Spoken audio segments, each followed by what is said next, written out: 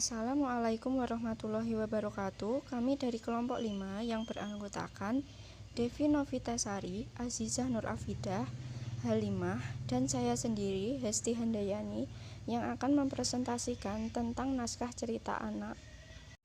Untuk materi pembahasan, yang pertama, perkembangan buku anak, kedua, jenis-jenis buku cerita anak usia dini, dan yang ketiga, langkah-langkah penyusunan naskah anak usia dini.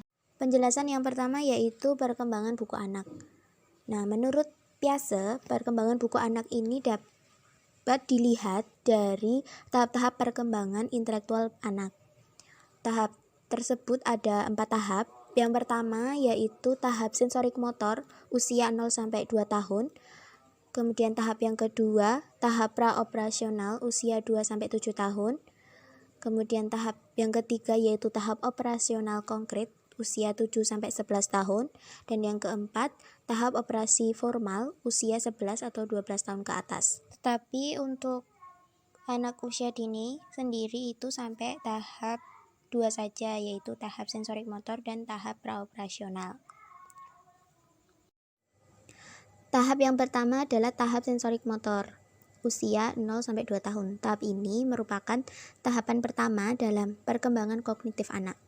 Tahap ini disebut sebagai tahap sensorik motor karena perkembangan terjadi berdasarkan informasi dari indera dan motor atau bodi. Nah, karakteristik buku yang cocok untuk anak dalam tahap ini adalah karena anak usia 0-2 tahun itu belajar lewat koordinasi persepsi indera dan aktivitas motor, maka buku yang cocok untuk anak seusia 0-2 tahun yaitu buku yang memiliki cover warna gambar yang menarik, yang mencolok, warna yang mencolok, gambar yang menarik, terus buku yang tidak terlalu tebal dengan cerita yang sederhana. Jadi ketika anak melihat buku dengan gambar dan warna yang menarik dan mencolok, itu membuat anak tertarik dengan buku tersebut. Yang kedua yaitu tahap praoperasional usia 2-7 tahun. Karakteristik anak dalam tahap ini yang pertama yaitu anak mulai belajar mengaktualisasikan diri lewat bahasa, bermain, dan menggambar. Yang kedua, jalan pikiran anak masih bersifat egosentris, yaitu menempatkan dirinya sebagai pusat dunia. Yang ketiga, anak saat bicara sudah menggunakan simbol dengan cara elementer, yang awalnya lewat gerakan-gerakan tertentu, kemudian lewat bahasa. Yang keempat, pada masa ini anak mengalami proses mengasimilasi sesuatu yang didengar, dilihat, dan dirasakan dengan cara menerima ide-ide tersebut ke dalam suatu bentuk skema di dalam kognisinya. Kemudian implikasi terhadap buku yang sesuai dengan tahap ini yang pertama yaitu buku-buku yang menampilkan gambar dengan gambar yang menarik dan sederhana. Yang kedua, buku bergambar memberikan kesempatan anak untuk memanipulasinya. Yang ketiga yaitu buku yang memberi kesempatan anak untuk mengenali objek-objek dan situasi tertentu. Yang keempat yaitu buku-buku cerita yang menampilkan tokoh dan alur yang mencerminkan tingkah laku dan perasaan anak. Dan selanjutnya yaitu jenis-jenis buku anak usia dini. Yang pertama, buku alfabet, yaitu buku yang mengenalkan anak pada huruf alfabet. Dalam setiap huruf alfabet dikaitkan dengan suatu objek yang diawali dengan huruf. Sebagai contohnya, perkenalan huruf A, maka kata awalnya adalah kata apel. Yang kedua yaitu buku bergambar. Biasanya ditunjukkan untuk anak-anak yang baru bisa belajar membaca. Tujuannya supaya mereka lebih tertarik untuk membaca buku, disertai dengan gambar yang berukuran besar atau malah satu halaman berisi gambar. di suatu halaman. Gambar berperan penting dalam penggambaran suatu cerita. Dan yang ketiga yaitu buku prediksi. Buku prediksi merupakan buku-buku yang biasanya bisa diprediksi oleh anak dan mengandung urut-urutan yang sudah dikenal dan berulang. Yang keempat yaitu buku cerita bergambar. Adalah buku bacaan cerita yang menampilkan teks narasi secara verbal dan disertai gambar-gambar ilustrasi yang memuat pesan-pesan. Pesan moral seperti kejujuran, setia kawan, kerjasama, saling menghargai, dan sebagainya. Yang kelima yaitu buku cerita rakyat dan fabel. Cerita rakyat merupakan salah satu bentuk cerita tradisional yang diceritakan secara turun-temurun dari orang tua ke anaknya dan turun-temurun secara lisan, sehingga terdapat sedikit variasi penceritaan walaupun isinya kurang lebih sama. Dan adapun tokoh-tokoh yang dibuat dalam cerita rakyat dan fabel biasanya berupa manusia, binatang, bahkan makhluk halus yang terbelah menjadi karakter baik dan buruk tergantung pesan yang ingin disampaikan. Dan yang keenam adalah buku dongeng. Dongeng adalah cerita tradisional yang diceritakan secara turun-temurun dari generasi ke generasi, di mana tujuannya untuk menghibur dan mengajarkan nilai-nilai moral. Buku dongeng biasanya berisi tokoh khayalan dengan cerita penuh keajaiban. Buku dongeng memberikan penjelasan serta secara detail mengenai suatu hal yang terjadi di kehidupan nyata agar dapat dipelajari oleh anak-anak. Dan yang ketujuh adalah activity book. Activity book atau bisa juga disebut sebagai quiz book adalah buku untuk bayi atau balita yang berisi tentang aktivitas-aktivitas seru.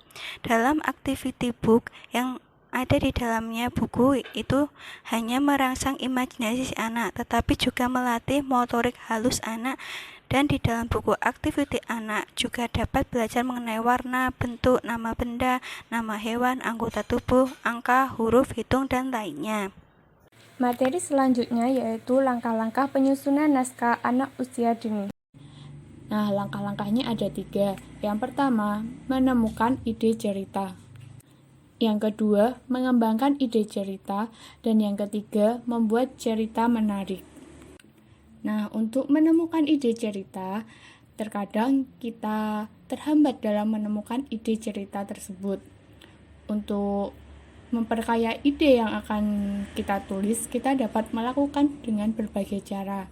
Yang pertama, mengamati fakta atau realita yang terjadi di sekitar kita dengan menentukan pengamatan dan observasi terhadap masalah yang ada. Nah, bisa dilakukan dengan banyak membaca buku-buku atau mendownload materi dari internet untuk memperkaya pengetahuan kita. Yang kedua, melakukan kreasi dan imajinasi dengan mengolah dan mengkritisi fakta atau realita yang ada. Nah, cara lain kita bisa menggunakan resep LIVE. L untuk literatur, yaitu memperkaya bacaan. I untuk imagination, yaitu memperkaya imajinasi. F untuk folklore, yaitu mengolah kembali cerita rakyat. Dan E untuk experience, yaitu memanfaatkan pengalaman.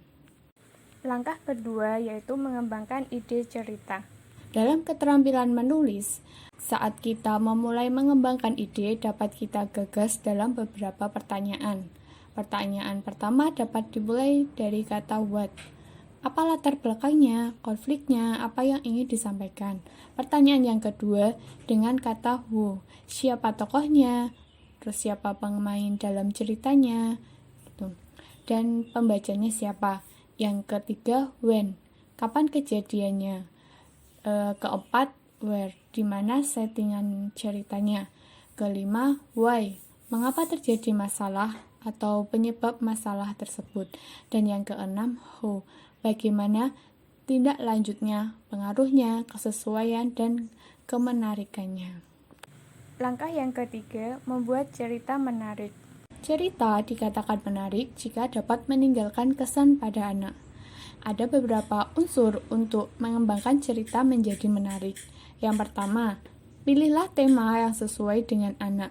Yang kedua, pembentukan karakter bulat pada tokoh cerita. Artinya, tokoh dapat menyampaikan karakter khusus yang dapat berdampak pada anak. Yang ketiga, konflik sebaiknya dikemas secara menarik dan tidak berlebihan. Setiap konflik yang disajikan dalam cerita sebaiknya diikuti dengan pesan atau informasi untuk anak.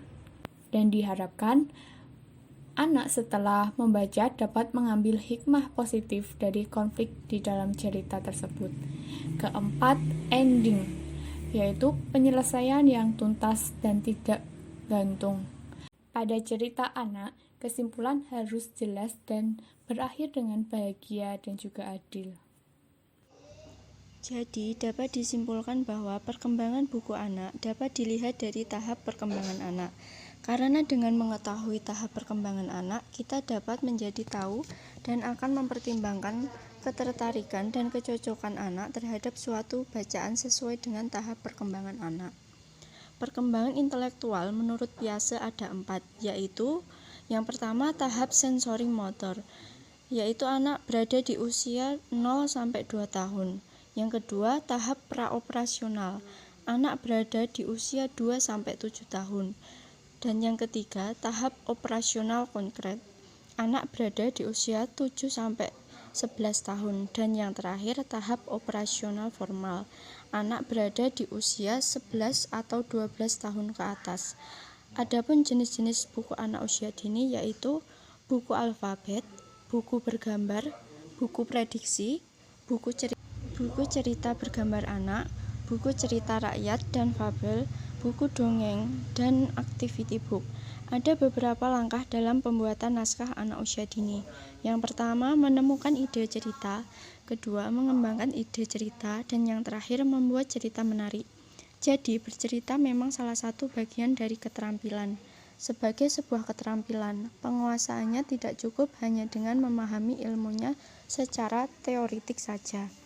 Yang lebih penting dari itu adalah keberanian dan ketekunan dalam mencobanya secara langsung. Itulah sebabnya latihan-latihan tertentu yang rutin sangat dibutuhkan. Yang jelas, keterampilan teknis bercerita hanya dapat dikembangkan melalui latihan dan pengalaman praktek bercerita. Terima kasih. Sekian dari kelompok kami. Apabila ada salah kata, kami mohon maaf. Wassalamualaikum warahmatullahi wabarakatuh.